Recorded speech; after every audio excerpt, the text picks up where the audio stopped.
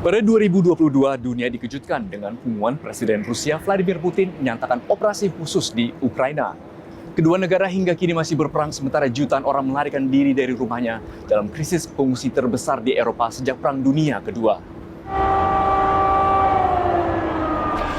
Invasi pasukan Rusia dimulai 24 Februari tak lama setelah pengumuman Vladimir Putin kepada rakyatnya pada pukul 5.30 waktu Moskow.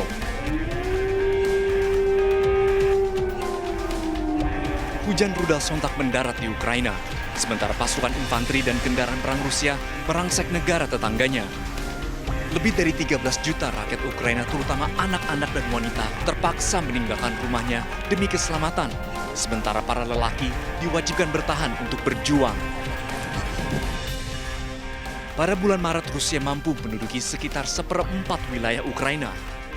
Namun Ukraina yang disokong bersenjata negara-negara barat terus melawan dan berhasil menguasai kembali sebagian wilayah yang direnggut.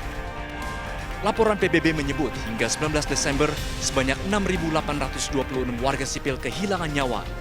Sementara lebih dari 13.000 pasukan Ukraina dan 10.000 pasukan Rusia diperkirakan tewas dan ratusan ribu luka-luka dari kedua belah pihak. Perang ini juga berdampak luas pada dunia. Komoditas seperti BBM dan gas melonjak mencatat rekor baru yang menciptakan inflasi double digit di hampir separuh dunia dan membuat harga barang semakin tidak terjangkau. Negara-negara seperti Turki dan Argentina bahkan semakin mendekati inflasi triple digit sebagaimana yang terjadi di Sudan, Suriah, Venezuela, Lebanon, dan Zimbabwe.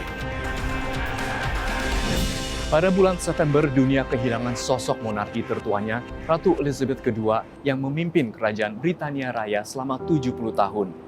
Ia kemudian dimakamkan di samping mendiang suaminya yang meninggal setahun sebelumnya.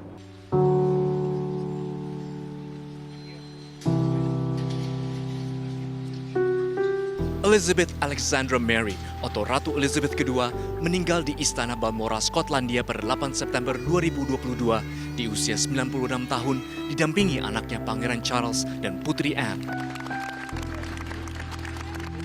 Pada 14 September, jenazah Ratu Elizabeth dibawa ke Westminster Hall untuk disemayamkan secara publik selama 4 hari. Diperkirakan 250.000 orang masyarakat umum datang untuk memberi penghormatan terakhir yang menyebabkan antrean mencapai 8 km dan waktu tunggu hingga 24 jam.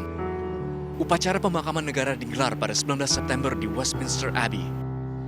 Lebih dari 1 juta orang berbaris di jalanan untuk melihat peti Ratu Elizabeth dibawa menuju Istana Windsor. Ratu Elizabeth akhirnya dikebumikan di King George VI Memorial Chapel dalam prosesi pemakaman tertutup yang dihadiri oleh anggota keluarga terdekat. Ia kemudian diteruskan oleh anak sulungnya Raja Charles III pada usia 72 tahun didampingi istrinya Permaisuri Camilla.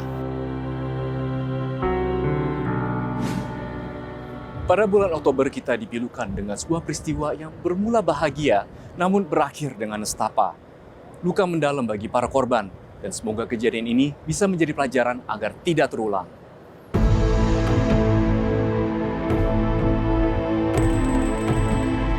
Dua tahun tidak bisa merayakan Halloween, 100.000 pemuda-pemudi membadati kawasan Itaewon, Seoul pada malam 29 Oktober.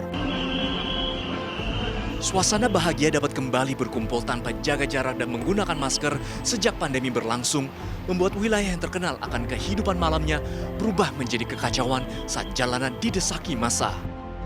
Jalanan yang sempit dan padatnya massa yang berkumpul membuat ratusan orang tergencet kerumunan. Peristiwa ini menyebabkan 158 orang tewas, serta ratusan lainnya luka-luka dan menjadi tragedi himpitan massa terbesar dalam sejarah Korea Selatan.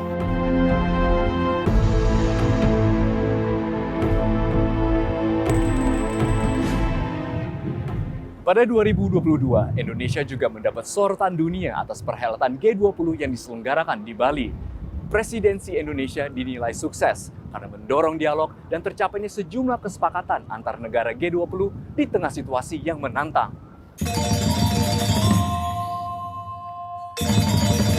Untuk menyatukan niat bersama dalam mewujudkan pemulihan dunia.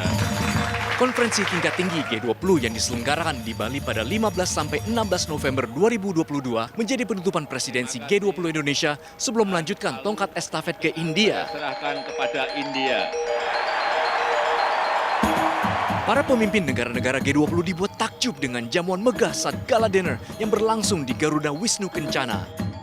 Selama memimpin kelompok negara-negara industri dan berkembang sejak 1 Desember 2021, Indonesia mendapat apresiasi karena mampu mendorong diskusi berbagai masalah kunci perekonomian global.